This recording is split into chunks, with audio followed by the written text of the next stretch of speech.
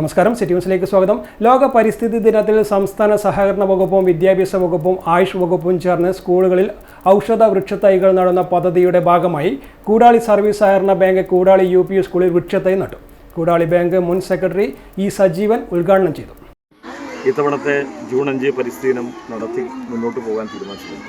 അതിനോടൊപ്പം തന്നെ ആയുഷ് വകുപ്പുമായി സംയുക്തമായി സഹകരിച്ചുകൊണ്ട് നമ്മൾ ഈ വർഷം ഔഷധ വൃക്ഷങ്ങൾ വെച്ച് പിടിപ്പിക്കുക എന്നുള്ള ഒരു തീരുമാനത്തിൻ്റെ ഭാഗമായിട്ടാണ് മുന്നോട്ട് വന്നിട്ടുള്ളത്. നമുക്കറിയാം, കേരളത്തിനകത്ത് സഹകരണ വകുപ്പ് ഒട്ടേറെ മാതൃകകൾ സൃഷ്ടിച്ച ഒന്നാണ് എന്ന് നമുക്ക് എല്ലാവർക്കും അറിയാം.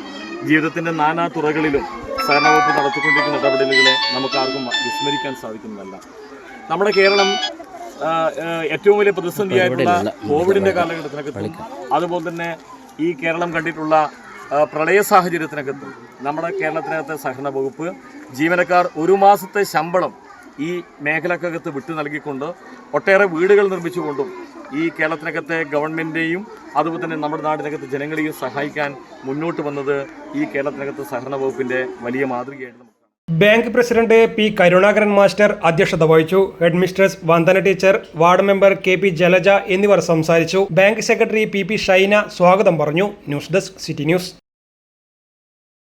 കൂടുതൽ വാർത്തകൾ അറിയുവാൻ സിറ്റി ചാനൽ വാട്സ്ആപ്പ് ഗ്രൂപ്പിൽ ജോയിൻ ചെയ്യുക. അപ്പോൾ YouTube ചാനൽ സന്ദർശിക്കുക. വാർത്തയുടെ അവസാനിക്കുന്നില്ല. മറ്റൊരു വാർത്തയുമായി വീണ്ടും കാണാം. നമസ്കാരം.